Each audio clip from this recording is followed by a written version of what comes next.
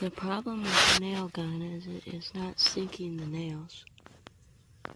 So I'm going to show you how I fixed it.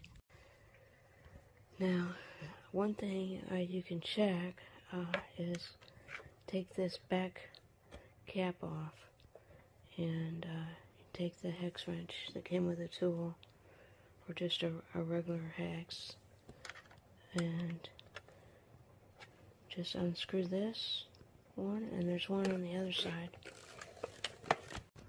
Okay, so I've pulled this out of here, and if you have trouble getting yours out, it may just be a jammed nail or something. This is the part that hits the nail head, and I've taken off this other spring and left this one on so you can see it. This spring was broken, this one's broken too. When this is operating correctly, you'll be able to pull this out and that'll snap back really fast. Now, of course, it's not working now because I took one spring off, but the springs are bad too. Now, to get the springs off, you got to take this cap off, and it actually just slides straight back, straight off. So, but it's kind of hard to push it off, so you can just take a pliers and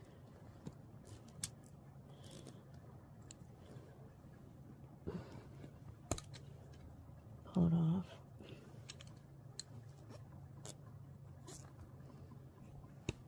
After you do that, you slip this off.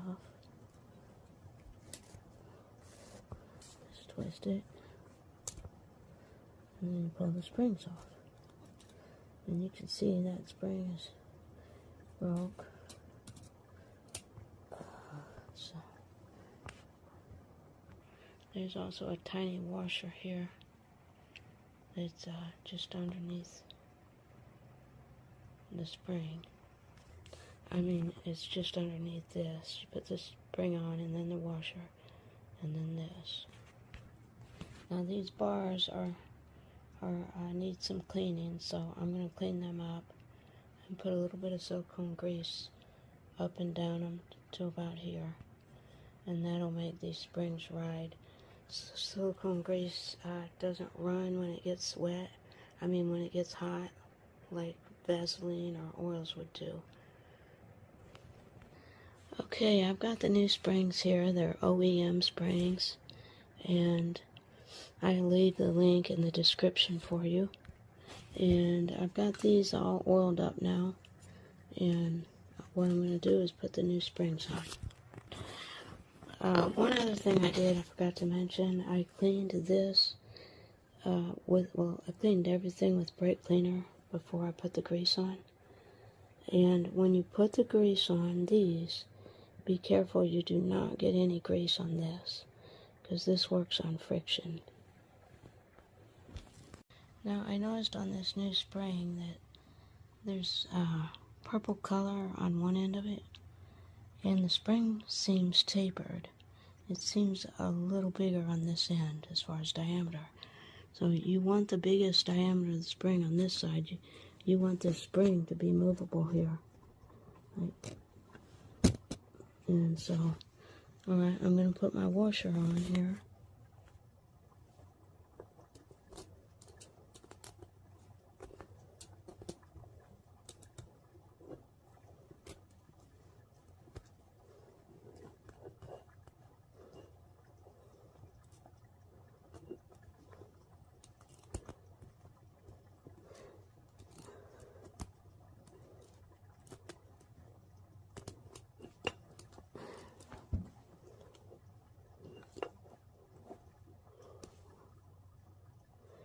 Okay, I got it. It was a little hard to push down. And I just got this washer here, which, and after you get the washer on, and you slip this thing on.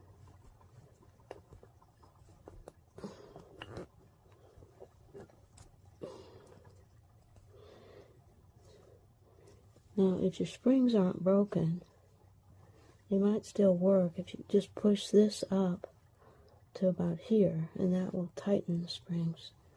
I'm going to put the other side on. Okay, on the cap, Just bring it in from here and just push it on from the back. It should go on. There. Okay, I got both my caps on now. Now I'm going to try to show you how this thing should spring back.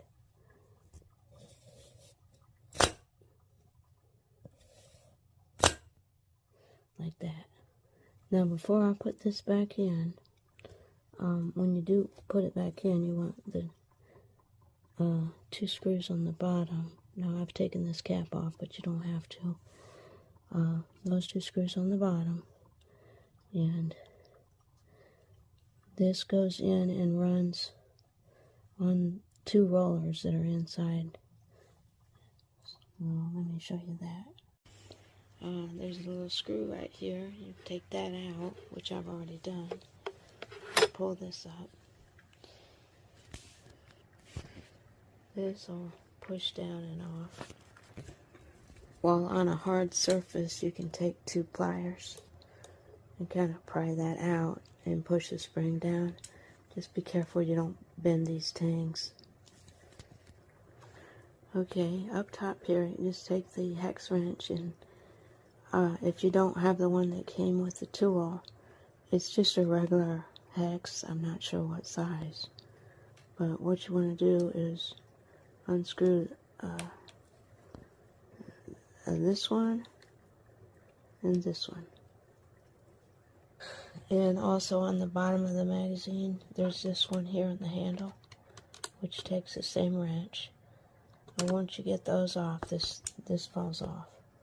And then after that, I'm going to take, there's about 6 screws here. 1, 2, 3, 4, 5, 6. There's 7. And there's one right here. So that's 8. I'm going to take those off. Okay, this is the inside of the gun. Now, I took the case off and everything. You don't have to see it and to clean it. But this one right here, even though it's rusty, it'll still work. But that needs cleaned with brake cleaner. And you need to turn that around as you clean it and then wipe it down. It's kind of hard to reach, but you can probably do it with a pointed screwdriver or pointed pliers. And then the other part there, so the other part is this one right here. This, and that also spins. So I've cleaned both of those with brake cleaner. Those 2 rollers are what ride on this bar, and because of the friction, it pulls the bar forward like this.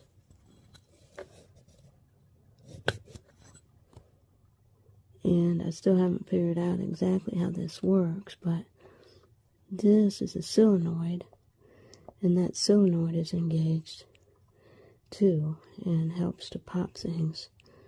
Now, one more thing we need to check. If your springs are bad, that might fix it, but sometimes you can put new springs on, put it back together, and it still doesn't work. So there's another set of springs I'm going to show you. And if I tip the gun up and on its side, you're going to see one of the springs, and that's right here. Now sometimes this is weak, or this spring is off the hook here. And this spring seems kind of weak. It looks like it's lost some of its integrity, so I'm going to take this off of here and wind it around one more time and rehook it.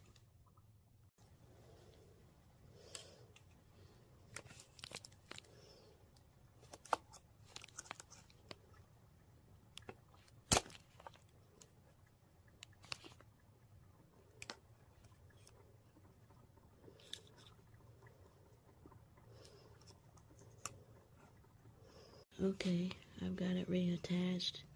Looks a lot nicer and tighter.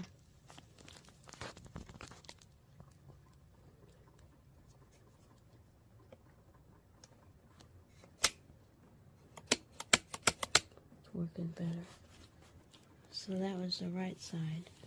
Let's turn this thing over and look at the other side. Now the only thing you gotta watch out for when you pull this out of the case is this little switch here. But just look at it to see how it's oriented so you can get it back. Okay, this spring over here doesn't look bad. It seems to be holding. Ouch.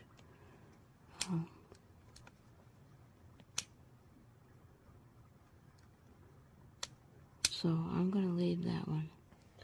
Now this right here, this is what fires the gun when there's a little click. Hear it? So something pushes that and clicks this and the nail shoots.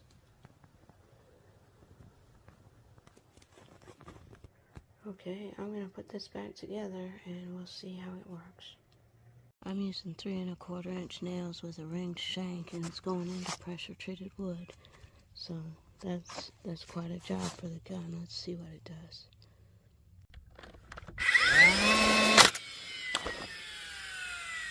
Okay, that went in. Okay, I just finished nailing my floor down with the 2 inch nails, and just a couple notes. When you get to the end of your nails, the gun will stop shooting.